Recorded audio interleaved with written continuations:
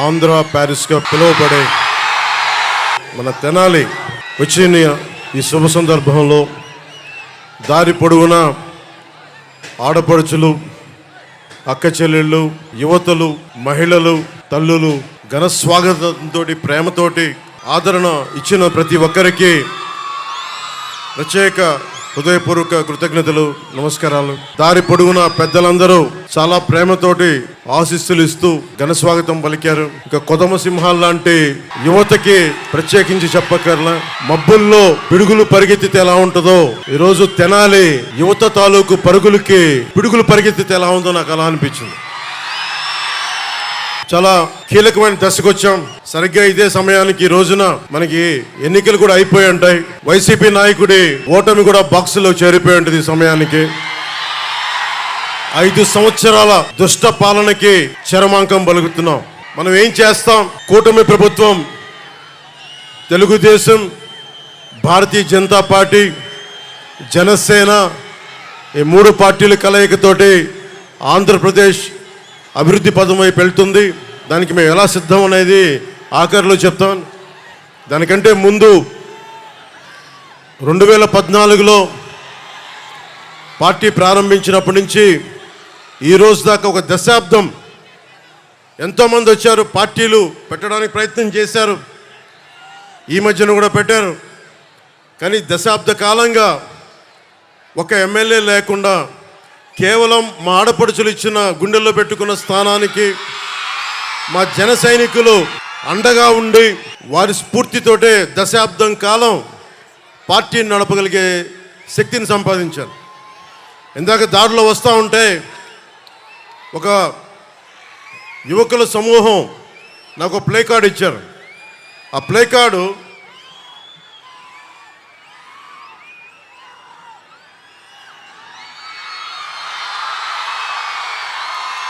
దీని అర్థం మోకాళ్ళ మీద కూర్చోంటే లొంగిపోవడం కంటే కూడా చచ్చిపోవడం మంచిదని. అంటే మహామహుల్ని నాకున్న కోపం, చిరాకు ఏంటంటే అరే ఈ భారతదేశం అందరి ఈ రోజున బాబాసాహెబ్ అంబేద్కర్ పుట్టినరోజు. ఆయనకి జై భీమ్తో వందనాలు చెప్తా ఉన్నాను. అంటే ఆయన ఇచ్చిన స్ఫూర్తి కొన్ని వందలాది మంది రాజ్యాంగ నిపుణులు కూర్చొని రాజ్యాంగ సారథిగా మనకి రాజ్యాంగం ఇవ్వబడింది. ఇక్కడ రాచరికం లేదు, ప్రజలే ప్రభువులు, మనకే హక్కు ఉంది, మనకే అధికారం ఉంది. తప్పు చేసేవాడు రాజ్యాలు వెళ్తుంటే కిందకి పడదోసే హక్కు మనకు ఉంది. మనం వదిలేసుకున్నాం ఆ శక్తిని. నాకు ఏ కోరిక లేదు. ఏ ప్రజాస్వామ్యాన్ని ప్రజల కోసం అయితే ఉద్దేశించి ఇవ్వబడిందో దాన్ని బలోపేతం చేయడం, అంతేగాని ఒకడికి మోచేతి కింద నీళ్లు తాగడానికి అయితే మన ప్రజాస్వామ్యం లేదు. అది జగన్ కావచ్చు, జగన్ తాలూకు వ్యక్తులు కావచ్చు. జగన్ మాట్లాడితే క్లాస్ వార్ అని మాట్లాడుతూ ఉంటాడు. క్లాస్ వార్ అంటే అర్థం మీ అందరికీ తెలిసిందే కదా. డబ్బున్నోళ్ళు, అధికారం ఉన్నవాళ్ళు పేదవాడిని దోచుకోవటం. మనందరం పేదవాళ్ళని దోచుకుంటున్న వాళ్ళం అంట. ఆయన ఒక్కతనే చాలా గొప్పగా పేదవాళ్ళకి అండగా ఉంటున్న వ్యక్తి. నిజంగా అతను పేదవాళ్ళకి అండగా ఉన్న వ్యక్తి అయితే జనసేన, తెలుగుదేశం, భారతీయ జనతా పార్టీ కూటమికి ఇంత జనసందోహం రాదు. ఆ విషయం జగన్ తెలుసుకోవాలి. జగన్ వచ్చి రాగానే చేసింది 450 కోట్ల రూపాయలు మనకి సెస్ ఉంది, భవన నిర్మాణ కార్మికుల సంక్షేమ నిధి. 40 లక్షల మంది భవన నిర్మాణ కార్మికులు వారికి ఉపాధి లేకుండా చేశాడు. 40 మంది పైగా ఆత్మహత్యలు చేసుకున్నారు. 40 లక్షల భవన నిర్మాణ కార్మికుల 450 కోట్ల సంక్షేమ నిధిని దోచుకున్న వ్యక్తి. నిజంగా ఎవరన్నా సరే ప్రజల కోసం పాటు పడుతున్నామంటే అది జనసేన అడ్డంగా నిలబడింది ప్రజల కోసం.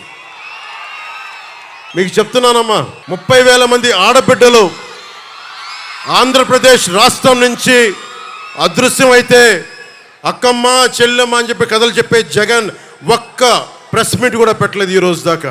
ఏదన్నా అడిగితే నన్ను బూతులు తిట్టించడం తప్ప. ముఖ్యంగా ఇందాక చెప్తా ఉన్నట్టుగా రాగానే మీకు తెలుసు ఇసుక ఎలా దోపిడీ చేశారో. మన కొల్లిపర్ల మండలం కొత్త బొమ్మవాని పాలెంలో అర్ధరాత్రి రైతుల పొలాల నుంచి ఇసుకను దోపిడీ చేసిన ప్రభుత్వం ఇది.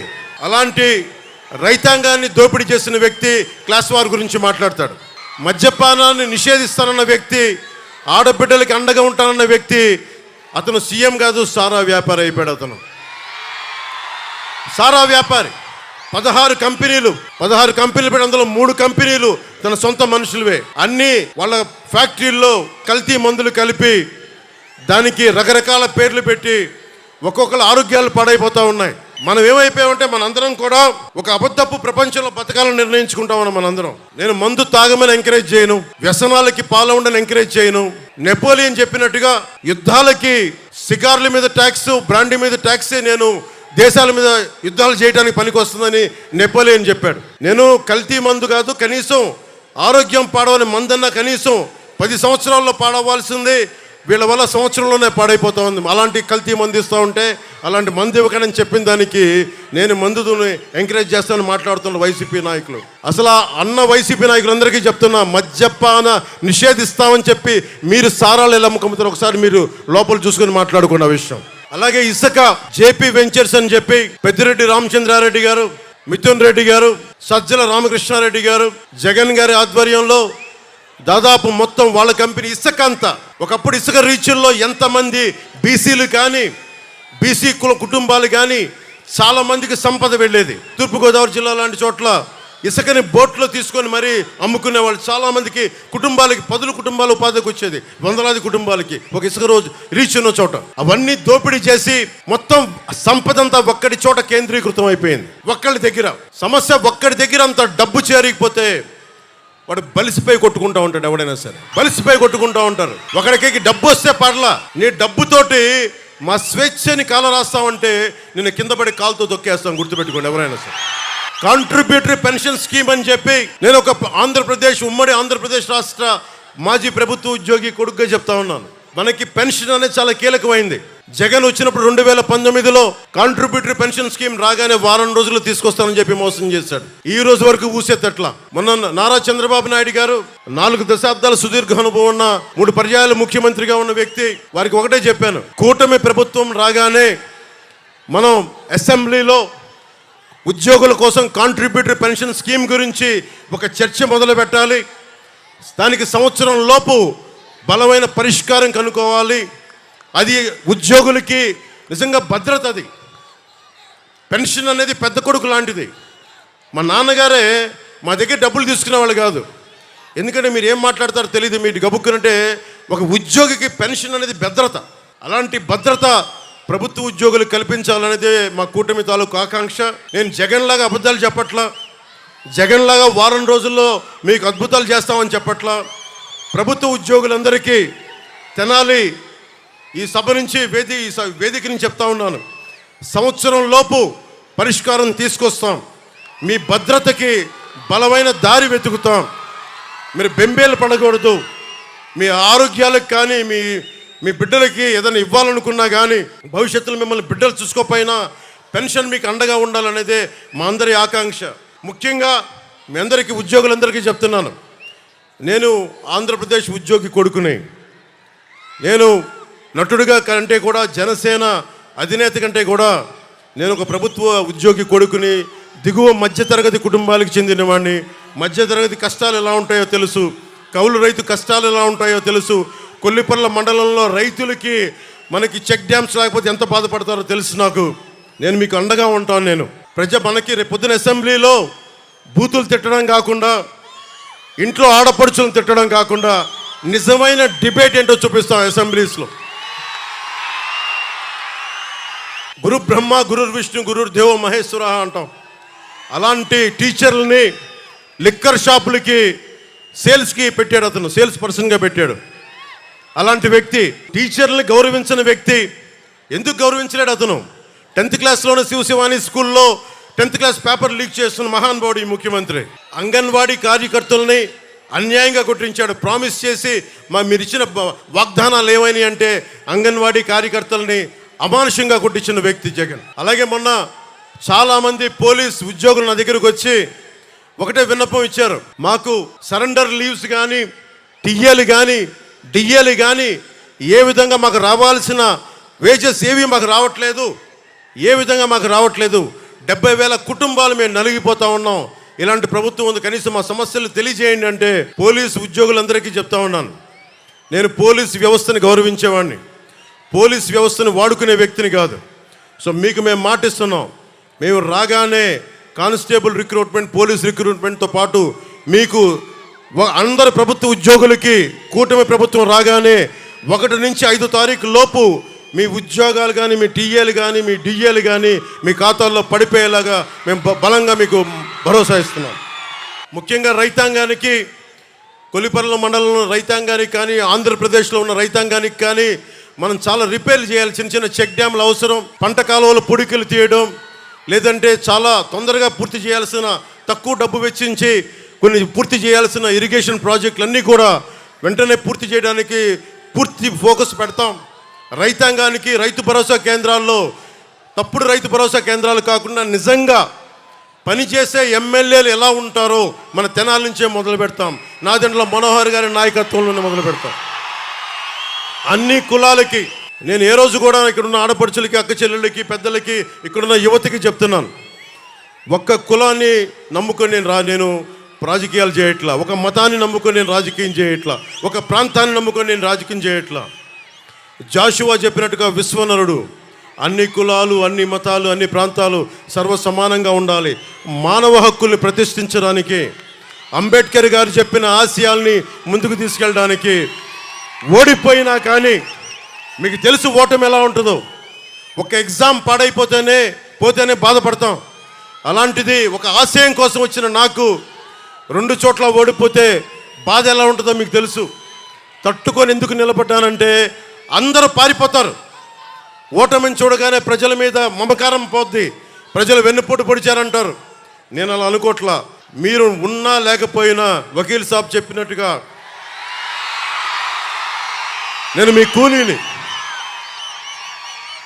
నేను మన దేశానికి, మన రాష్ట్రానికి, తెలుగు ప్రజలకి నేను మీ బరువు మోసే కూలీని. మీరు అధికారం ఇస్తే సంతోషంగా బాధ్యతలతో నేను పనిచేస్తాను. అధికారం ఇవ్వకపోతే ఇంకా బాధ్యతతో పనిచేస్తాను. అంతే, రెండింటికి మించి వేరే తేడా ఏం లేదు. తెనాలిలో మనకి బంగారానికి పొద్దుటూరు తర్వాత బంగారం వ్యాపారం ఇక్కడ చాలా 2వ స్థానంలో ఉంటుంది రాష్ట్రంలోనే. అలాంటి చోట ఇక్కడ బంగారు మనకి నగలు చేసే నిపుణులందరికీ కూడా ప్రత్యేకంగా స్కిల్ డెవలప్మెంట్తో పాటు భద్రత కల్పిస్తాం. అలాగే ఎక్కడ దొంగతనం జరిగినా చాలామంది గోల్డ్ షాప్ ఓనర్స్ వచ్చి చెప్తా ఉన్నారు. విశ్వబ్రాహ్మణుల సమాజం చెప్పింది, పోలీసు వచ్చి మమ్మల్ని ఇబ్బంది పెడతాను ఎక్కడ దొంగతనం జరిగినా అంటే. ముఖ్యంగా బంగారు వర్తకులందరికీ అలాంటి పరిస్థితులు రాకుండా మేము మీకు భద్రత కల్పిస్తాం. అలాగే ఆర్య వయసులకు సంబంధించి ఒక తెనాల్లోనే 15 దాడులు జరిగినాయి. వయసు సమాజానికి నేను తెనాలి సభ నుంచి చెప్తున్నాను, రాష్ట్రం అంతా మీరు వ్యాపారం చేసుకోవడానికి మేము మీకు అండగా ఉంటాం. మీ మీద ఎవరు దాడులు చేసినా సరే వాళ్ళకి ఒక బలమైన ఎస్సీ ఎస్టీ అట్రాసిటీ ఎలాంటి కేసులు బనాయిస్తామో ముఖ్యంగా వ్యాపార వర్గాలకి అంత బలమైన భద్రత కల్పిస్తాం. అలాగే వయసు సామాజిక వర్గానికి కూడా నేను మీ దాతృత్వాన్ని పొందిన వాడిని చిన్నప్పుడు రమేష్ గారు అని చెప్పి నెల్లూరులో నేను చదువుకున్నప్పుడు 8th class Bhavani book centre అనే పుస్తకం నడిపేవాడు. ఈరోజు నేను ఇంత చదువుకోగలిగానంటే ఒక వైశ్యుడి తాలూకు దాతృత్వాన్ని పొందినవాడిని. ఆయన ఉచితంగా నాకు పుస్తకాలు ఇచ్చేవాడు, అప్పిచ్చేవాడు పుస్తకాలు కొనుక్కోమని. తర్వాత అప్పు తీర్చేవాడిని. మా అన్నయ్య చిరంజీవి గారు ఎప్పుడన్నా పాకెట్ పని ఇస్తే,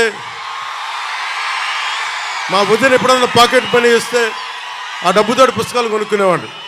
అప్పుడు దాకా ఒక రమేష్ నా ఫ్రెండ్ సీనియర్ ఆయన కూర్చొని అప్పిచ్చేవాడు. అలాగే నేను వైశ్యుల చదువుకున్నానంటే, ఇంగ్లీష్ మాట్లాడగలుగుతున్నానంటే నిజంగా నా ఫ్రెండ్ రమేష్ వైశ్యుల దాతృత్వానికి నేను రుణగ్రస్తుండే. జగన్ చూడండి, ఈ రోజున మనకి ఆస్తులు, మనకి రైతుల పట్టా పుస్తకాల మీద కూడా మనకి చక్కని చెదరని చిరునవ్వుతోటి వైసీపీ నాయకుడు జగన్ ముఖం కనిపిస్తూ ఉంటుంది. పొలాల్లో వేసే రాళ్ళల్లో కూడా జగన్ ముఖ చిత్రం చక్కగా రాళ్ల మీద కూడా. మనం గుర్తుపెట్టుకోవాల్సింది పొట్టి శ్రీరాములు గారిని, అమరజీవి పొట్టి శ్రీరాములు గారిని. మనకి మీరు ఊహించుకోండి, జగన్కి అధికారం ఎంత తలకెక్కిపోయిందంటే ఆంధ్రప్రదేశ్ తన గుత్తాధిపత్యం అనుకుంటున్నాడు, మనందరం తన బానిసలు అనుకుంటా ఉన్నాడు. జగన్ కింద పడే రోజు ఎక్కువ రోజులు లేదు, లెక్క పెట్టుకో, నీకు మండలం కంటే తక్కువ రోజులు ఉన్నాయి. నీకు హోస్ని ముబారక్ అనే వ్యక్తి ఈజిప్ట్లో 3 దశాబ్దాలు పరిపాలించాడు. ఒక టైలర్ ఎదురొచ్చి విసిగిపోయి రోడ్డు మీదకి వస్తే ఇట్లా జనమంతా ఈజిప్ట్లోకి వచ్చి మొత్తం బయటికి లాగారు. నాయకులు కదా అని చెప్పి అహంకారం తలకెక్కితే మన శ్రీలంకలో కూడా శ్రీలంక ప్రెసిడెంట్ ఇళ్లలోకి వెళ్ళి స్విమ్మింగ్ పూల్లో ఈతలు కొట్టారు ప్రజలందరూ. జగన్ మీ తాడేపల్లి ప్యాలెస్లో కూడా అలాగే ఇళ్లలోకి వచ్చి కూర్చుంటారు ఇలాంటి దోపిడీ దౌర్జన్యాలు చేస్తే. ముఖ్యంగా మన తెనాలికి సంబంధించి మొత్తం డెల్టా ప్రాంతం ఇది. మనోహర్ గారు ఉన్నప్పుడు విజయవాడ నుంచి తెనాలి వరకు పైప్ లైన్స్ వేయించారు. ఇది డెల్టా పరివాహక ప్రాంతం ఇది. ఇంకా తాగునీరు ఇంకా సమస్య ఉంది.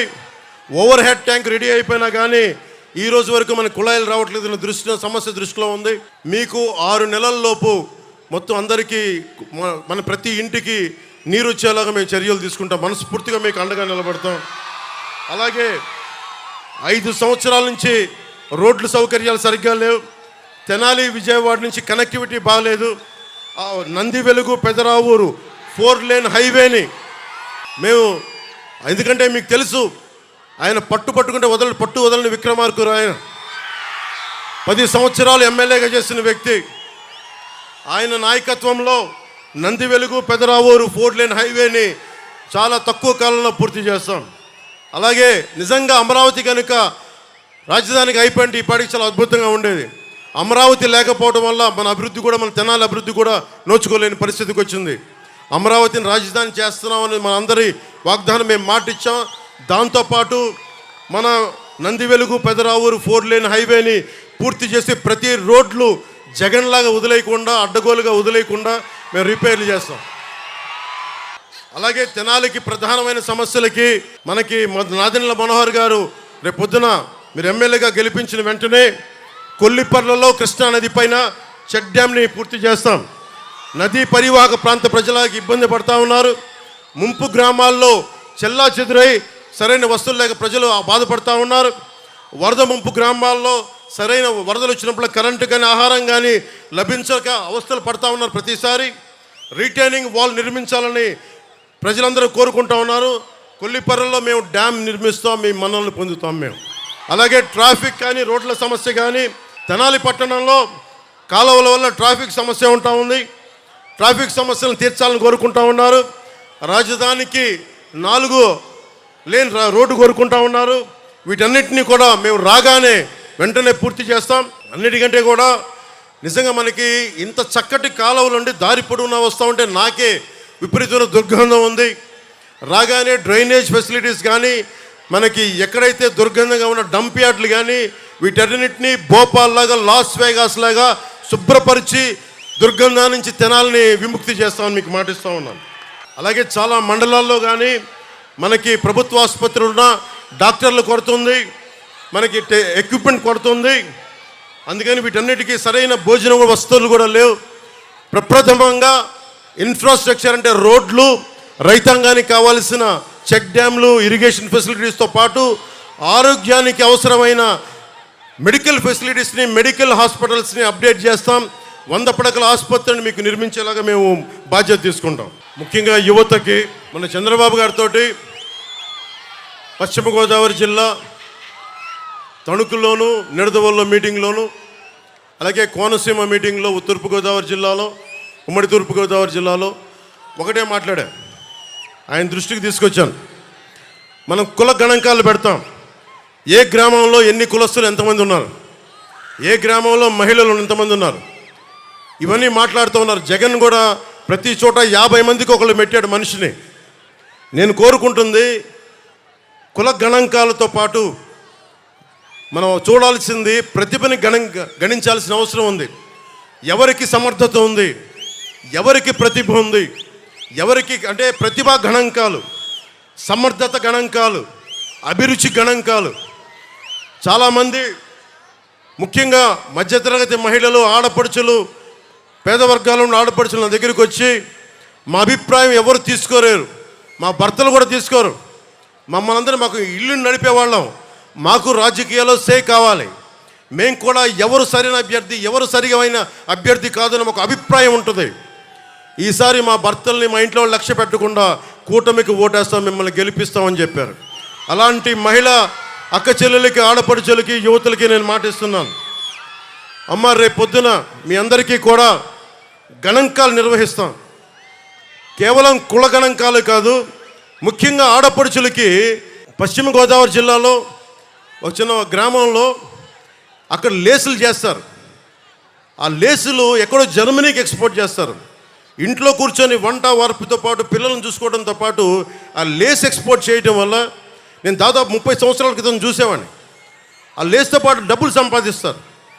చాలామంది మహిళలకి, ఆడపడుచులకి మీరు కేవలం వంటింటికే పరిమితం అవ్వాల్సిన అవసరం లేదు. మీకు కూడా ఆర్థిక పరిపుష్టి కావాలి, మీకు ఏదైనా నేర్చుకోవాలని తపన ఉంటుంది.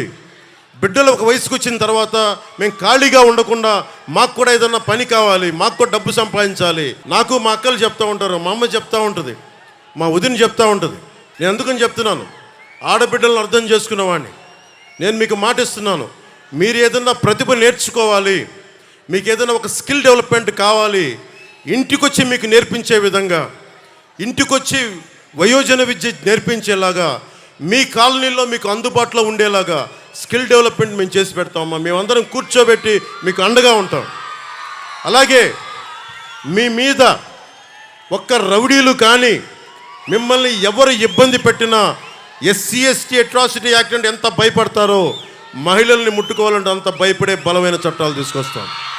ఉన్న చట్టాలని మరింత పటిష్టం చేస్తాం. ముఖ్యంగా యువతకి నేను మొన్న సభలో, కోనసీమ సభలో చెప్తా ఉన్నా. మొన్న మా అన్నయ్య చిరంజీవి గారు జనసేన పార్టీకి ఒక 5 కోట్ల రూపాయలు విరాళంగా ఇచ్చారు. నేను ఆశించలా, ఊహించలా. అర్జెంటుగా రమ్మంటే హైదరాబాద్ వెళ్ళాను. ఆంజనేయ స్వామి సమక్షంలో ఆయన చేస్తున్న సినిమా ఆ సెట్లో ఆంజనేయ స్వామి విగ్రహం వెనక ఉండి ఆయన ఆశీస్సులతోటి ఒక 5 కోట్ల రూపాయలు ఇచ్చి ఒకటే అన్నారు, నువ్వు ప్రజల కోసం బలంగా నిలబడతావు. నువ్వు నీలాంటి వాడికి, ముఖ్యంగా కౌలు రైతులకి నువ్వు చేసింది నాకు నిజంగా హృదయాన్ని కలిచేసింది. ఎలక్షన్ టైంలో నీకు ఎంత పనికొస్తే నా 5 కోట్ల రూపాయలు నీకు ఇస్తా ఉన్నాను. అక్కడితో ఆకుండా రామ్ చరణ్ గారికి కూడా చెప్పారు. ఈ మధ్యనే వేల్ యూనివర్సిటీ డాక్టరేట్ పొందారు. ఆయనకి కూడా చెప్తా ఉన్నారు, ఇతను మన కుటుంబ సభ్యుడని కాకుండా సమాజానికి మేలు చేసే వ్యక్తిగా నువ్వు కూడా విరాళం ఇవ్వు అని. సో మనస్ఫూర్తిగా చిరంజీవి గారికి తెనాలి సభ నుంచి మనస్ఫూర్తిగా నా ధన్యవాదాలు తెలుపుకుంటా ఉన్నాను. ఎందుకు గుర్తొచ్చారు నాకంటే, మిమ్మల్ని చూస్తేనే గుర్తొచ్చారు నాకు. ఏం లేదమ్మా, అంటే నా కోరిక ఏంటంటే, ఇప్పుడు పవన్ కళ్యాణ్ అనే వ్యక్తి, అతని కోరిక ఏంటంటే, అతను 16-17 ఏళ్ళు ఉన్నప్పుడు ఒక 5,000 రూపాయలు సంపాదించే ఉద్యోగం వస్తే అద్భుతం అనుకునేవాడు. 5,000 రూపాయలు. మా నాగబాబు అన్నయ్య లాయర్గా చదువుతూ ఉండేవాడు, లా చదువుతూ ఉండేవాడు. నాకు మా నాన్నని కానిస్టేబుల్గా ఉద్యోగం ప్రారంభించిన వ్యక్తి. నేను కనీసం ఒక ఎస్ఐగా చదువుదాం అనుకుని, ఎస్ఐగా ప్రారంభిద్దాం అనుకున్నాను. మా నాన్న కోరిక అది. కనీసం నేను ఒక డిఎస్పీగా రిటైర్డ్ అవుతాను ఆయన కోరిక. అంటే మాకు ఊహించుకోండి, మా మ్యాక్సిమం థాట్ అంతకుమించి లేవు మాకు. మా అన్నయ్య గారు యాక్టర్ అయినా కానీ నేను ఊహించుకోలే. ఈ విషయం ఎందుకు చెప్తున్నానంటే, ఒక వ్యక్తిలో ఏ ప్రతిభ ఉంది, ఎంత శక్తి ఉంది, ఎవరు అంచనా వేయలేం. మనం అంచనా వేయాల్సింది ఒక 5 లక్షల మంది వాలంటీర్లకి 5,000 జీతాలు ఇచ్చేసి వదిలేశారు. కానీ నేనైతే 5 లక్షల మంది యువతకి నేను ఏం అడుగుతానంటే, నాన్న మీకు ఏం శక్తి ఉంది, నీకు అభిరుచి ఏముంది, నీకు ఏమి నేర్చుకోవాలని ఉంది, నీకు ఏమవ్వాలని ఉంది, నీకు ఎలాంటి స్కిల్ డెవలప్ చేస్తే నువ్వు 10 మందికి ఉద్యోగాలు ఇస్తావు. నువ్వు నాకు ఊడిగం చేయడం కాదమ్మా, నువ్వు 10 మందికి ఉద్యోగాలు ఇచ్చే స్థాయికి అవ్వాలంటే నీకేం కావాలి? ఈ ప్రశ్నలు అయితే నేను అడుగుతాను. 5,000 ఇచ్చి వాళ్ళ జీవితాన్ని తాకట్టు పెట్టుకోను. ఎంతసేపు ఆడపడుచుల్ని మీరు వంటింటికే పరిమితం అవ్వండి అని చెప్పను. మీరు బయటికి రావాలి. ఇక్కడున్న ఒక్కొక్క ఆడపడుచు, చూసే ఆడపడుచు 10 మందికి, 25 మందికి, 100 మందికి ఉపాధి అవకాశాలు ఇవ్వాలి అంటే వాళ్ళలో సమర్థతని గుర్తించాలి, ప్రతిభని గుర్తించాలి. ప్రతిభని గుర్తించాలి అంటే వాళ్ళు తెలియ మాట్లాడాలి. నువ్వు గణాంకాలు చెప్తా ఉన్నావు, ఒక ఇంట్లో ఒక వీధిలో ఎంతమంది ఉన్నారని చెప్తున్నావు. అసలు మీకు ఏం కావాలి, మీ అభిరుచి ఏం కావాలి?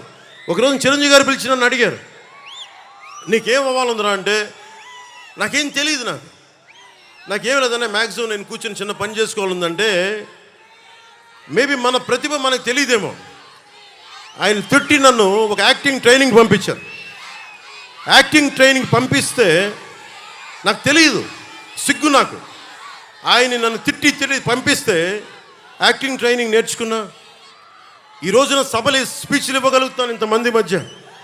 ఇదే సుస్వాగతం షూటింగ్కి బస్సు మీద వైజాగ్ జగదాంబ సెంటర్లో కమ్ కమ్ కమ్ వెల్కమ్ పలికిన డ్యాన్స్ వేయమంటే చచ్చిపోయాను ఆ రోజున. మా ఉదిరికి చెప్పేశాను, నేను ఇంకెప్పుడు సినిమాలు యాక్ట్ చేయను. అంత సిగ్గు. అలాంటి నన్ను ఒక స్కిల్ నేర్పిస్తే నేను తర్వాత ఎప్పుడు లెర్నింగ్ మైండ్ సెట్లో ఉంటాను, నేర్చుకునే మైండ్ సెట్లో ఉంటాను. నేను నేర్చుకున్న తర్వాత ఎంతమంది కొత్త డైరెక్టర్లను తీసుకొచ్చాను, వకీల్ సాబ్తో సహా. అంతకుముందు ఒక సినిమా చేశారు, కానీ కొత్త వాళ్ళతో పనిచేయడం ఎందుకు లేదంటే నేను నేర్చుకున్నవాడిని, తప్పులు చేస్తే సరిదిద్దగలవాడిని. అంటే ఒక్కడికి స్కిల్ డెవలప్మెంట్ నేర్పిస్తే, ఒక స్కిల్ నేర్పిస్తే ఆ వ్యక్తి ఇంత అభిమానం సంపాదించి 4 దశాబ్దాలు ఉన్న పార్టీకి కూడా అండైపోయాడు ఆ వ్యక్తి. ఇది ఎందుకు చెప్తున్నానంటే నన్ను చెప్పుకోవడానికి కాదు, మీ ఒక్కరిలో కూడా, ప్రతి ఒక్కరిలో కూడా నిద్రాణమైన శక్తి ఉంటుంది, శక్తి దాక్కుని ఉంటుంది. ఆడపడుచులు ఎంత శక్తి దాక్కుంటుందో మనకు తెలియదు, యువతలో ఎంత శక్తి దాక్కుని ఉంటుందో తెలియదు. ఎవరు అబ్దుల్ కలాం అవుతారో, ఎవరు జగదీష్ చంద్రబోస్ అవుతారో ఎవరికి ఎరుక. కేవలం డబ్బులు సంపాదనే కాదు, ప్రతిభ, ఒక దేశానికి పనికొచ్చే ఒక గొప్ప స్కిల్, ఒక ఇన్వెన్షన్ ఎంతమందిలో ఎవడున్నాడో. యువతరానికి ఏ సంపద విడిచిపెట్టాం మనం? శేషేంద్ర గారు చెప్పినట్టుగా యుద్ధము, రక్తము, కన్నీరు తప్ప, గాయాలు, బాధలు, వేదనలు తప్ప. ప్రధానమంత్రి గారికి ఒకటే చెప్పాను మనకి ఎన్డీఏ మీటింగ్లో, ఈ దేశానికి సంపద నిజమైన ఖనిజాలు, బంగారం, ఇనుము కాదు, కలల ఖనిజాలతో చేసిన యువతీ యువకులు. వాళ్ళు నిజంగా 2047కి జగన్ తన కుటుంబాల గురించి ఆలోచిస్తున్నాడు, భవిష్యత్తు గురించి ఆలోచిస్తున్నాడు. నేను నా కొడుకు గురించి ఆలోచించడానికి, నా బిడ్డల గురించి ఆలోచించడానికైతే నేను పాలిటిక్స్కి రాలా. అకారణంగా ఆదరణ లేకుండా దూరంగా ఉన్న బిడ్డలు, ధైర్యం కోల్పోయిన ఆడపిల్లలు ఎవరన్నా వచ్చి మాకేదైనా 4 మంచి మాటలు చెప్పి మా తరపున పోరాడే నిజంగా యువకులకి అండగా ఉండడానికి నేను వచ్చాను రాజకీయాల్లో. మీరు ఊహించుకోండి, అంబటి రాయుడు అండర్ 19లో డబుల్ సెంచరీ కొట్టిన వ్యక్తి. ఆ రోజున వాళ్ళ కుటుంబ సభ్యులతో ఒక చిన్న స్కిల్ నేర్పిస్తే ఏ స్థాయికి వెళ్ళాడు అతను వైసీపీ వాళ్ళు ఒక ఎంపీగా కూడా తిప్పే స్థాయికి వెళ్ళిపోయారు. అఫ్కోర్స్ అవమానం చేసి పంపించేశారు అనుకోండి, అది వేరే విషయం. అలాంటి అంబటి రాయుడులో మీరు ఎంతమంది ఉన్నారు? అలాగే మొన్న ఈ మధ్యన సన్ రైజర్స్ దీంట్లో మనకి ఐపీఎల్ లీగ్లో 37 బాల్స్లో 67 రన్లు కొట్టిన నితీష్ కుమార్ రెడ్డి గారికి 20 సంవత్సరాలు.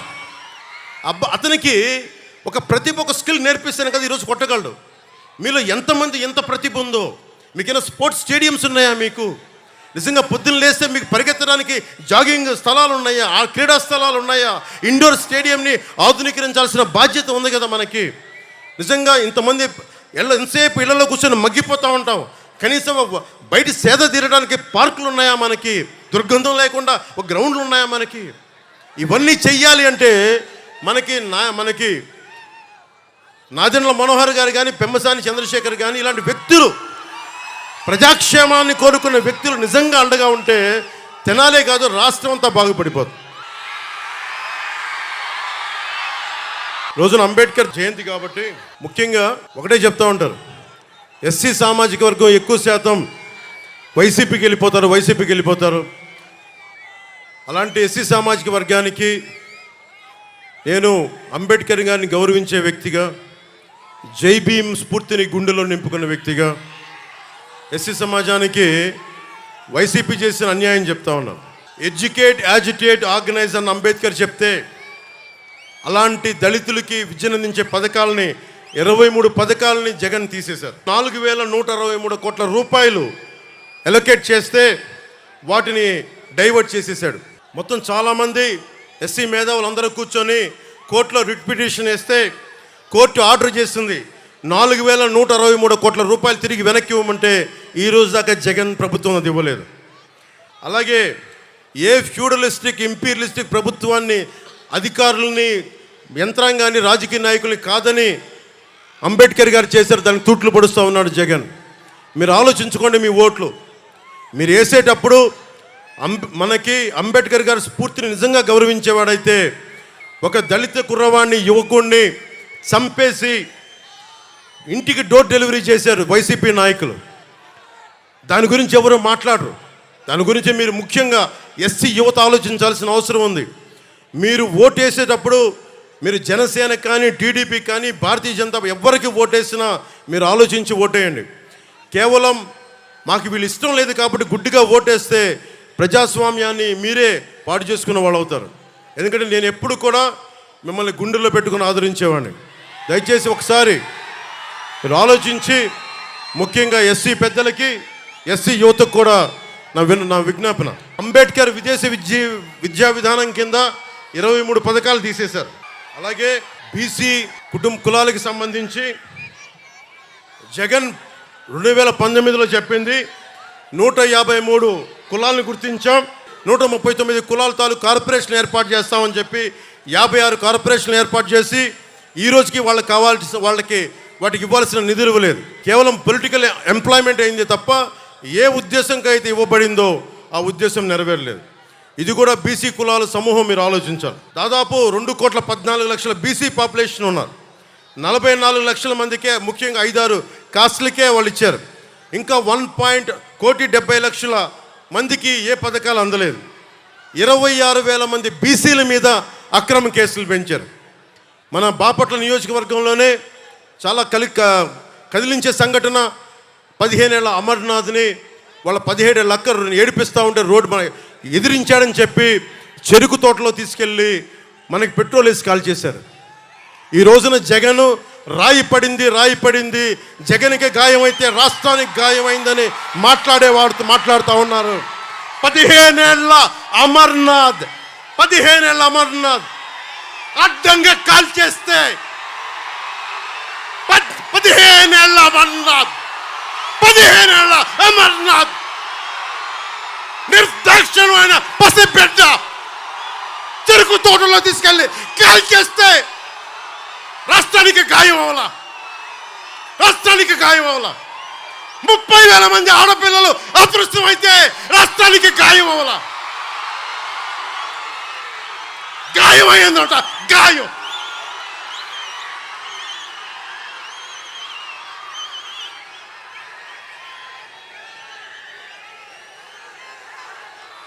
%40 ఉన్న బీసీల రిజర్వేషన్లని 24% తగ్గించి 16,000 మంది బీసీ నాయకులు మనకి అన్ని స్థాయిల్లో అవకాశాలు కోల్పోయారు. నేను 8 మందికి ఎంపీలకు ఇచ్చాను, ఇంతమందికి బీసీలకు ఇచ్చాను. కానీ జగన్ చేసిన ద్రోహం అంబేద్కర్ స్ఫూర్తిని విఘాతం కలిగించింది. 16,000 మంది బీసీలకి నువ్వు 34 నుంచి 24% తగ్గించి బీసీలని అధికారం దూరం చేసావు. అది మర్చిపోకండి. పొద్దున్న చూస్తా ఉన్నా, నిన్న వైఎస్ జగన్కి రాళ్ళు ఇసిరారంటే ఎవరో. అదేంటి చిత్రమో పాపం. ఎప్పుడు ఎలక్షన్లు రాగానే ఆయనకి ఏదో ఒక గాయం జరుగుతుంది. కరెక్ట్గా ఎలక్షన్ల ముందే ఎవరో ఒకరు చచ్చిపోవడం లేదా చంపేయడమో. అంత హై సెక్యూరిటీ సిఐఎస్ఎఫ్ ఉన్న వైజాగ్ ఎయిర్పోర్ట్లో 2019కి కోడికత్తితో గాయం చేశారంట అక్కడ.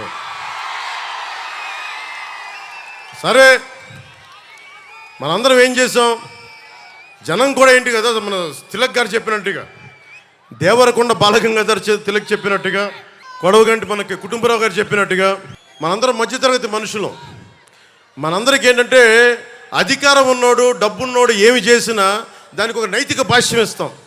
పాపం కాకినాడలో ఉండే ఒక మాఫియా డాన్ను ఎవరిని కత్తితో పొడిచినా పాప ఆయన ఏ పరిస్థితుల్లో పొడిచారో పాపనండి, పాపం చంపేశారు. వైఎస్ వివేకానంద రెడ్డి గారిని ఏ పరిస్థితుల్లో పొడిచారో తెలియదండి మాకు. 30,000 మంది ఆడపిల్లలు అదృశ్యమయ్యారని పాపం జగన్ గారు ఏం చేస్తారండి పాపం. ఇది సగటు మధ్య తరగతి మనం చేసే తప్పు. ఇది మన హక్కులు మనం తెలుసుకోవట్లేదు. జగన్కి గాయం అయితే రాష్ట్రానికి అయ్యా గాయం. మీది జెడ్ కేటగిరీ సెక్యూరిటీ ఏం చేస్తుందా? మీ జెడ్ కేటగిరీ సెక్యూరిటీ చూసుకోరా మీరు? మరి చంద్రబాబు గారి మీద రాళ్ళు కొట్టించినప్పుడు రాళ్ళ వర్షమే కురిపించారా మీరు? అప్పుడు ఏమైపోయినాయి? అప్పుడు రాష్ట్రానికి గాయం జరగలేదా? అంటే మీ మీద ఇంత గులకరాయి పడితేనే గాయం అయిపోయినట్టు. ఏమో ఎవడు చేశాడో నా సంతాపం నాకు బాధ కలుగుతుంది. నన్ను అడిగారు ఈ రోజున స్టేట్మెంట్ ఇవ్వమని చెప్పారు మా పార్టీ వక్తలందరూ. సార్ జగన్ గారికి ఇలా దెబ్బ తగిలింది అంటే నన్ను ఏం చేయమంటారన్న? ఆయనకి కొంచెం మీరు త్వరగా కోలుకోవాలని ఇవ్వంటే ఏమో అది నిజమో అబద్ధమో నాకేం తెలుసు. అతనే ఇలా టప్పని కొట్టేసుకున్నాడో ఎవరికి తెలుసు? తెలియదు కదా. ఎందుకంటే కరెంటు పోయింది, దండలు ఉన్నాయంట, ఆ దండల్లో వాళ్ళే రాయిపెట్టి కొట్టుకున్నాడేమో, లేదు నిజంగా పోని ఒకసారి నాన్నా పులి కథలాగా ఒకసారి చెప్తే బాగుంటుంది. ప్రతిసారి ఎలక్షన్ రాగానే జరిగితే నిజంగా పులి వచ్చిన నాన్నా పులి కథలాగా అది అబద్ధం అనుకుంటాం. సరే నిజంగా మీ మీద రాయిసినోడిని మీరు పట్టుకోండి. ఎదురుగా పొడిచిన వ్యక్తినే ఈ రోజు వరకు మీరు పట్టుకోలేదు. జైలు నుంచి అతను బెయిల్ ఇప్పించారు 5 సంవత్సరాల తర్వాత. కోడికత్తి వ్యక్తినే. ఈ సెంటిమెంట్ డ్రామాలు దయచేసి ఆపండి. ఈ నాటకాలు భరించలేకపోతున్నాం. నేను వచ్చేటప్పుడు నా మీద బోల్డెన్ రాళ్ళు పడతా ఉంటాయి. మనకి పిఆర్పి టైంలో నేను ఖమ్మం వెళ్తూ ఉంటే నా మీద రాళ్ల వర్షం. మా వాళ్ళందరికీ మోకాళ్ళు ఇరిగిపోయినాయి, నాకు ఈపుల మీద రాళ్ళు పడ్డాయి. ఆ రోజున చెప్పుకోవడానికి మీడియా కూడా లేదు. మొత్తం కరెంట్ ఆపేశారు రాజశేఖర రెడ్డి గారి ప్రభుత్వం. మరి దెబ్బలు తిని మేము వచ్చాం. నా స్టేజ్లు కూల్చేశారు. కాదు నేను ముఖ్యమంత్రి కొడుకుని కాదు కదా, ముఖ్యమంత్రిని కాదు కదా. మన కథలు ఎవరికి తెలియవు. జగన్ గారికి ఇంత రాగానే అయ్యయ్యో ఎంత బాగా జరిగిపోయింది, అయ్యయ్యో పాపం. అమర్నాథ్ని తిరుగు తోటలో కాల్ చేస్తే పాపం లేదు. అది వైసీపీ వాళ్ళకి పట్టదు. రేపల్లెల్లో ఒక ఆడపడుచుని దారుణంగా భర్త ముందు మనకి మానాన్ని పాడు చేస్తే పాపం దొంగతనం చేయడానికి వచ్చారండి. అలా అనుకోలేదండి. దొంగలని దుర్మార్గుల్ని వెనకేసుకొచ్చే వస్తే మనుషులు. జగన్ గారిది ఇంత పడగానే నాకు నిజంగా అనిపించింది, జెడ్ కేటగిరీ సెక్యూరిటీ మీరందరూ ఏమయ్యారయ్యా? పోలీస్ అధికారులు ఏమయ్యారు? డీజీపీ గారు ఏమైపోయారు? ఇంటెలిజెన్స్ ఆఫీసర్ గారు ఏమైపోయారు మీరంతా? ఒక అందరినీ దాడి చేసే వ్యక్తి అతని మీద దాడి చేయడానికి ఎవడన్నా సంతోషిస్తాడు? మనకి నిజంగా సాహసిస్తాడా? నిజంగా ఇంత యంత్రాంగం ఉండి పట్టుకోవడానికి మీకు ఎంతసేపు పట్టుకోవడానికి? రేపొద్దున ఎవడన్నా పట్టుకుని కూడా వాళ్ళు ప్రేరేపించారు, వీళ్ళు మీ వాడే చేశాడేమో. 2019లో మీ కూర్చోబెట్టి కోడికత్తి కోసం జగన్ గారు సీఎం అవ్వాలని డ్రామా ఆడటానికి నేనే పొడిచానని ఆ అబ్బాయి చెప్పాడు. ఈరోజు అలాగే చేశారేమో కనుక్కోండి. కానీ నేను మీకు చెప్తున్నాను, ఇలాంటి డ్రామాలకి మనం పడాల్సిన అవసరం లేదు. దయచేసి పడకండి. నిర్ద్వందంగా దాన్ని తీసి పక్కన పెట్టండి.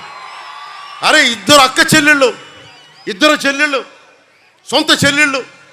అరే మా నాన్నగారిని చంపేశారు, మా చిన్నాయిని చంపేశాడంటే అడ్డగోలుగా బద్దలు కొట్టి కత్తితో పొడిచి చంపితే అందరూ గుండి పొడిచి పడిపోయాడు. వీళ్ళ కథలు మనం ఎలా నమ్ముతాం? ఈరోజు ఆయన వివేకానంద రెడ్డి గారు అమ్మాయి సునీత గారు వైరాలజిస్ట్. ఆవిడ అమెరికాలో చదువుకున్న వ్యక్తి, వైరాలజిస్టు. కరోనా లాంటి వైరస్ని ఆవిడ దాని మీద నిజంగా వైద్యం చేయగలిగే వ్యక్తి. ఆవిడ కూర్చొని నా తండ్రిని చంపారంటే ఒక్క పోలీస్ అధికారి దాని మీద మాట్లాడు. CBI central bureau of investigation వస్తే కడపలో కోర్టులోకి వెళ్ళనివ్వరు వాళ్ళని. ఇంత దారుణంగా ఉంటే మనందరం కూర్చొని చేతులు ముడుచు కూర్చున్నాం. మనకు పౌరుషం చచ్చిపోయింది.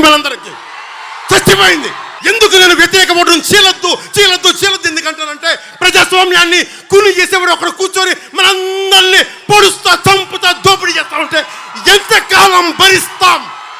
ఎంతకాలం?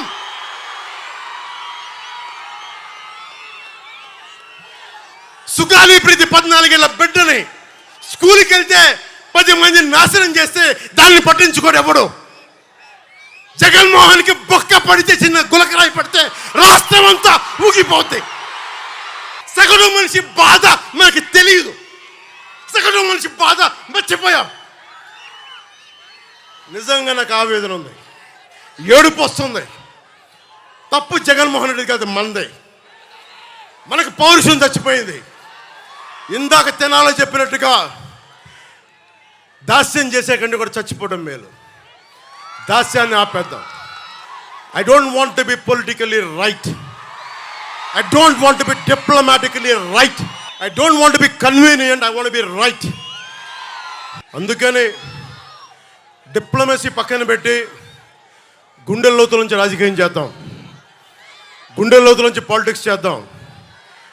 మనం ఎవరం కులాలకి ప్రాంతాలకి దాటి గుంటూరు వినుకొండలో పుట్టిన జాషువా ఆయన స్ఫూర్తితోటి విశ్వనరుడి స్ఫూర్తిని తీసుకెళ్తే తప్ప ఈ ప్రభుత్వాలని మనం మార్చలేం. చంద్రబాబు గారికి, ముఖ్యంగా ఆలపాటి రాజా గారికి చాలా చాలా ధన్యవాదాలు. ఎందుకంటే మేమందరం కూడా కూర్చొని నా సైజు నేను తగ్గించుకున్నా. జనసేన ఓటు పెరిగి కూడా నేను ఎందుకు తగ్గించుకున్నానంటే మీరు గెలవడానికి తగ్గించుకున్నాను. ఇంకొకసారి ఈ ప్రభుత్వాన్ని మనం తీసుకోలేం. ముఖ్యంగా ఇస్లాం సమాజం, నా మహిళలందరికీ చెప్తున్నా, ఆడపడుచులందరికీ చెప్తున్నాను, దారి పొడవున ఇస్లాం మతాన్ని ధర్మాన్ని పాటించే ఆడపడుచులందరికీ చెప్తున్నా, ఇస్లాం పాటించే సోదరులందరికీ చెప్తా ఉన్నా. మీరు చెప్పండి, నేను భారతీయ జనతా పార్టీతో ఉంటే మీరు నువ్వు భారతీయ జనతా పార్టీతో ఉన్నావు కానీ ఓటేయరు. ఈ రోజున జగన్మోహన్ రెడ్డి గారికి కాలు దెబ్బకి దెబ్బ తగిలితే మరి నరేంద్ర మోడీ గారు కూడా ఆయనకి పాపం జాగ్రత్తగా హెల్ప్ చేసుకోమని చెప్పారు. అప్పుడు మీరు దానికైతే మీరు దానికి కూడా ఓటేయకూడదు. మరి ఇది నేను మోసం చేయట్లేదు. ఇస్లాం సమాజాన్ని ఈసారి మీరు విఘ్నతతో ఓటేయండి. నేను మీకు ప్రత్యేకించి నాదెండ్ల మనోహర్ గారు చెప్పినట్టుగా రాష్ట్రంలో ఉన్న ఇస్లాం సమాజాన్ని అందరికీ, సోదరీమణులందరికీ, ఎందుకంటే నేను అద్భుతమైన ప్రతిభ చూశాను, అమేజింగ్ టెక్నీషియన్స్ని చూశాను, ఆటో నగర్ లాంటి చోట అద్భుతమైన మెకానిక్స్ని చూశాను. ఎలాంటి మీ దగ్గర స్కిల్ ఉందో నాకు తెలుసు. అలాగే మిమ్మల్ని కూడా స్కిల్ డెవలప్మెంట్ చేయిస్తాం, మీ చేత మిమ్మల్ని కూడా ఆదుకుంటాం. కాకపోతే నేను మిమ్మల్ని కూర్చోబెట్టి నేను డ్రామాలు చేయను, అంతే. నేను చెప్తున్నాను ఇస్లాం సోదరులు సోదరీమణులందరికీ, అమ్మ నేను మనస్ఫూర్తిగా చేసేవాడిని అమ్మా. నేను మీకు ఎలాంటి ఇబ్బందులు వచ్చినా మేము ఆదుకునే వాళ్ళం అమ్మా. నేను ఎందుకు చెప్తున్నానంటే నేను షాదీఖానాలతో పాటు తోఫాలతో పాటు కౌలు రైతుల కోసం నేను సిద్ధపట్టు మనకి కడపకి వెళ్తే ఒక సోదరు అడిగింది, ముస్లిం మనకి మా మతానికి చెందిన ఒక సోదరు అడిగింది, అమ్మ నీకేం కావాలి అంటే, ఏం లేదన్నా నాకు ఎస్ఐ కావాలని ఉంది, ట్రైనింగ్ పంపించాను అని అడిగింది. డబ్బులు అడగలేదు. ఎంతమంది ఉన్నారు అలాంటి ఆడపడుచులకు మేము అండగా ఉంటామమ్మా. డబ్బులు జగన్లాగా అడ్డగోలుగా దోచేయమ్మా, మాకు అవసరం లేదమ్మా. మీ ఓట్లని మేము ఓట్ బ్యాంక్గా వాడము. ఇస్లాం పెద్దలందరికీ చెప్తా ఉంటాను, నేను మిమ్మల్ని ఓట్ బ్యాంకుగా వాడం, మా కూటమి మిమ్మల్ని ఓట్ బ్యాంక్గా వాడదు. మీ మీద ఈగ వాలితే మేము వచ్చి మీకు అండగా ఉంటాం. ఈరోజున పెమ్మసాని చంద్రశేఖర్ గారు అమెరికాలో అత్యంత ఉన్నతమైన వ్యాపారం అయ్యండి, అంత గొప్ప అందరికీ స్థానం కల్పించిన వ్యక్తి. ఈ రోజున కేవలం మన గుంటూరు పార్లమెంటుకి డబ్బుమయమైపోయిన గుంటూరు పార్లమెంటుకి ఆయన మొత్తం డబ్బులు వదులుకొని, నిజంగా నాలాగా ఎంత ఆవేదన ఉందో ఆయన ఇద్దరం మాట్లాడుకుంటే ఒకటే చెప్పారు, నాకు ఏం వద్దు సార్, నాకు దీని నుంచి కళ్యాణ్ గారు మేము పని చేస్తాం, మీకు అండగా పని చేస్తాం మీ అందరి కోసం. అందుకని నాకు మీ మద్దతు కావాలని కోరితే ఈరోజు చెప్తున్నాను పెమ్మసాని చంద్రశేఖర్ గారికి, మా సర్వస్వం ధారపోసి మిమ్మల్ని గెలిపించుకుంటాం. మా సర్వస్వం ధారపోస్తాం. మనకి ఏమి కావాలన్నా కేంద్రపరమైన మనకి అవసరాలు ఏదున్నా సరే, రేపు పొద్దున్న చదువుకున్నవాడు, జ్ఞానం ఉన్న వ్యక్తి, ఐశ్వర్యాన్ని హ్యాండిల్ చేయగలిగే వ్యక్తి, అడ్డగోలుగా దోచే వ్యక్తి కాదు, ఉన్న సంపాదనని పెట్టే వ్యక్తి, అలాంటి వాళ్ళు మనకి ఎంపీగా అయితే ఎంత అద్భుతంగా ఉంటుందో చూడండి.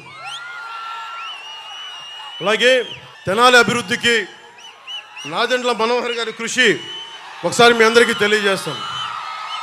రాజకీయ నేపథ్యం నుంచి వచ్చిన, కుటుంబం నుంచి వచ్చిన వ్యక్తి, ఉమ్మడి రాష్ట్రంలో శాసనసభ డిప్యూటీ స్పీకర్గా పనిచేసిన అనుభవజ్ఞులు, తెనాలి నియోజకవర్గమైన సమస్యలపైన సంపూర్ణమైన అవగాహన ఉన్న వ్యక్తి, 2004 నుండి 2014 వరకు సంపూర్ణంగా 10 ఏళ్ళుగా ఆయన అభివృద్ధి పథకాలు చేశారు. కొల్లిపర్ల మండలంలో, ముఖ్యంగా కొల్లిపర్ల మండలంలో కృష్ణానది జలాల మంచినీటి పథకాన్ని ప్రారంభించిన బలమైన నాయకులు. చక్రాయపాలెంలో 132 kV సబ్స్టేషన్, కమ్యూనిటీ హాల్స్, చర్చిలు, షాదీఖానాలు నిర్మించిన వ్యక్తి. కొలకలూరు, మున్నంగిలో ప్రాథమిక ఆరోగ్య కేంద్రాలు, నూతన కూరగాయల మార్కెట్, టౌన్ హాలు, ఫిష్ మార్కెట్ని దగ్గరుండి నిర్మించిన వ్యక్తి. నియోజకవర్గం పరిధిలో R&B పరిధిలో 2018కి వస్తే 13 వంతెనలు నిర్మించిన వ్యక్తి. నందివెలుగు కూడలి వద్ద 3 వంతెనలు నిర్మాణం చేసిన వ్యక్తి. నందివెలుగు వరకు పెదరావూరు నందివెలుగు వరకు రోడ్లు విస్తరణ జరిపిన వ్యక్తి. తెనాలి అంతర్గత రోడ్లను విస్తరణ జరిపిన వ్యక్తి. సైడ్ కాలువల్ని నిర్మాణం చేసిన వ్యక్తి.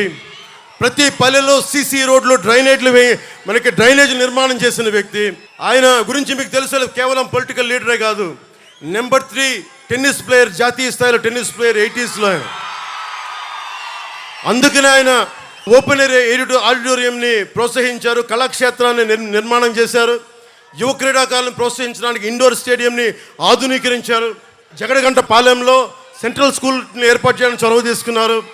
పేదల కోసం 40 ఎకరాల భూమిని సేకరించి ఇళ్ల నిర్మాణం పూర్తి చేసిన బలమైన నాయకులైన. అర్హులైన అందరికీ అధికారులు కాదనుకొని కూర్చొని రేషన్ కార్డులు, పెన్షన్లు, దీపం పథకం కింద గ్యాస్ బండ కానీ, ఇందిరమ్మ ఇళ్ళు కానీ, అన్నదాతల కోసం సబ్సిడీపై వ్యవసాయ పరికరాల పంపిణీ కానీ, రైతు బంధు ద్వారా వడ్డీ లేని రుణాలు కానీ, డ్వాక్రా మహిళలకి పావలా వడ్డీకే రుణాలు, బ్యాంకు రుణాలు అందేలా తెనాలి ఎమ్మెల్యేగా కృషి చేసిన బలమైన నాయకుడు. ఈ రోజున అలాంటి వ్యక్తి జనసేన పార్టీకి, నాకు వెనుకగా ఉన్న వ్యక్తికి మనస్ఫూర్తిగా మీ అందరి తరపున ధన్యవాదాలు తెలుపుకుంటూ భారీ మెజారిటీతోటి గెలిపించవలసిందిగా కోరుకుంటా ఉన్నాను. మనస్ఫూర్తిగా మీ అందరికీ ప్రత్యేక ధన్యవాదాలు తెలుపుకుంటూ, మీరు ఊహించుకోండి, అసెంబ్లీలో పోలవరం నిర్మాణం చేయమంటే పోలవరం నిర్మాణం పూర్తయిందా లేదంటే ఒక మంత్రి, జలశాఖ మంత్రి కూర్చోబెట్టి అబ్బనీతి నీ దబ్బా ఎంత కమ్మగా ఉందిరా అబ్బా అని చెప్పి ఇలాంటి పాటలకి డ్యాన్స్ చేసే వ్యక్తి జలశక్తి మంత్రి ఎందుకు? చిన్నప్పుడే కనుక అతని తల్లిదండ్రులు అతని డ్యాన్స్ ప్రతిభని గుర్తించి సినిమాలో పంపించుంటే మనకు ఒక పీడ తగ్గుండేది. అందుకని మీరు ఊహించుకోండి, బూతులు తిట్టే కాకుండా ఒక నాదెండ్ల మనోహర్ గారు మనకి ఒక 175 మందిలో ఆల్మోస్ట్ అందరూ కూటమి నుంచి ప్రత్యేకంగా ఎన్నికైన రాష్ట్ర ప్రయోజనం కోసం ఏర్పడే ఎమ్మెల్యేల సమూహం ఉంటే మీరు ఒకసారి డిబేట్ ఆలోచించండి. బూతులు తిట్టుకోవటం, చంద్రబాబు గారి సతీమణిని తోలునాడకుండా కాకుండా నిజంగా మనకి రోడ్లు విస్తరించలేదు, కొల్లిపర్ల మండలంలో చెక్ డ్యామ్లు ఎందుకు చేయలేదు, 30,000 మంది ఆడబిడ్డలు ఎందుకు అదృశ్యం అయిపోయారు, యువతకి ఎలాంటి శిక్షణ కార్యక్రమాలు ఇవ్వాలి, ఇలాంటి చేసే డిబేట్స్ చేసే సభలు నేను కోరుకుంటా ఉన్నాను. అసెంబ్లీని పంపించాలి అంటే బాధ్యత రాష్ట్ర ప్రజలు ప్రతి ఒక్కరిపైన ఉంది. నేను దశాబ్దం అందరి చేత తిట్లు తింటించుకుంటూ నేను ఇక్కడ ఉన్నా, అందరినీ కాదని వచ్చాను. ఈసారి ఒకటే కోరుకుంటా ఉన్నా, మా తెలుగుదేశం, జనసేన, భారతీయ జనతా పార్టీ నాయకులు కూటమిని మీరు గెలిపించండి. వచ్చి రాగానే చంద్రబాబు గారు చెప్పినట్టుగా మెగా డిఎస్సి నోటిఫికేషన్ ఇచ్చి ఉద్యోగాలు భర్తీ చేస్తాం. అలాగే దాదాపు అన్ని పథకాల గురించి ప్రత్యేకించి వివరిస్తారు, మీకు అందరూ మా నాయకులందరూ వివరిస్తారు. నేను మీకు ఒకటే చెప్తున్నా, నేను మీ ఇంట్లో అంటే బయట వాడిని కాదు, నా కులం లేదు, మతం లేదు, ప్రాంతం లేదు, నా సాటి మనిషి కోసం కష్టపడేవాడిని. నేను మీ ఇంట్లో బిడ్డని, మీ సోదరుణ్ణి, మీ ఇంట్లో వాడిని, మీ స్నేహితుడిని. మీరు నన్ను నమ్మి కూటమిని గెలిపించండి, ప్రాణాలు దారబోసేస్తాను మీకోసం. 10 సంవత్సరాలు ఏ పదవి లేకుండా కేవలం తిట్లుని, బూతులనే తింటూ గడిపాను. ఒక్కసారికి చిన్నపాటి విజయం చూపించండి. జనసేన, పవన్ కళ్యాణ్, తెలుగుదేశం, భారతీయ జనతా, బీజేపీ కూటమి ఎలా పనిచేస్తో ఒకసారి రుచి చూడండి. బూతుల వైసీపీ, దోపిడీ వైసీపీ కాకుండా నిర్మాణాత్మకంగా ఉండే కూటమి ఎలా పనిచేస్తో మీకు అండగా ఉంటుందని తెలియజేసుకుంటూ, దారి పొడుగుతా రాష్ట్రం నుంచి నలుమూలల నుంచి అండగా ఉన్న తెలుగుదేశం కార్యకర్తలకి, తెలుగుదేశం నాయకులకి, తెలుగు మహిళలకి ప్రత్యేకించిన ధన్యవాదాలు తెలుపుకుంటూ, ఆలపాటి రాజా గారు ఆ రోజు ప్రధానమంత్రి గారు వస్తే నాకు స్వాగతం పలికారు. ఈరోజు వారు లేకపోయినా వారి పార్టీకి సంబంధించిన కార్యక్రమాలు బిజీగా ఉన్నారు కాబట్టి, ముఖ్యంగా ఆలపాటి రాజా గారి సన్నిహితులకి, కార్యకర్తలకి, వారి నాయకులకి, వారి కుటుంబ సభ్యులకి చేతులెత్తి ఈ తెనాలి సభ వేదిక నుంచి మనస్ఫూర్తిగా మీకు కృతజ్ఞతలు చెప్పుకుంటాం. ఏదైనా సరే, ఏ సభ అయినా సరే విజయంతో, విజయనాదంతో వెళ్దాం, విజయనాదంతో తిరిగి వద్దాం. తెలుగుదేశానికి జయం జయం, భారతీయ జనతా పార్టీకి జయం జయం, జనసేనకి జయం జయం, ప్రజలందరికీ, ఆడపడుచులందరికీ, యువతకి, పెద్దలకి అందరికీ దిగ్విజయం కలగాలని ఆశిస్తూ, hello AP, hello AP, hello AP, జై హింద్.